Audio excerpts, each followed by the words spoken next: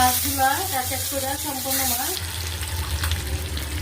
মাছটা ভাজা শেষ। আমি দিয়ে দিলাম পেঁয়াজ কুচিটা, স্বাদ অনুযায়ী লবণ, দিয়ে দিলাম রসুন বাটা, আদা বাটা, সাথে হচ্ছে পেঁয়াজ বাটা, ধনিয়া জিরার গুঁড়া, হলুদের গুঁড়া, আর হচ্ছে শুকনো মরিচের গুঁড়া। মশলাটা মিলে পানি অল্প, একটু গোলমরিচ, কিছু কাঁচা টমেটো। এভাবে পাঙ্গাস, কাঁচা টমেটো পাঙ্গাস মাছ কে কে খাইছেন অবশ্যই কমেন্টস করবেন। আর আপনারা কে কোথেকে কমেন্টস করেন একটু জানাবেন। তো দিয়ে দিলাম গরম পানি, পাঙ্গাস মাছটা দিয়ে দিলাম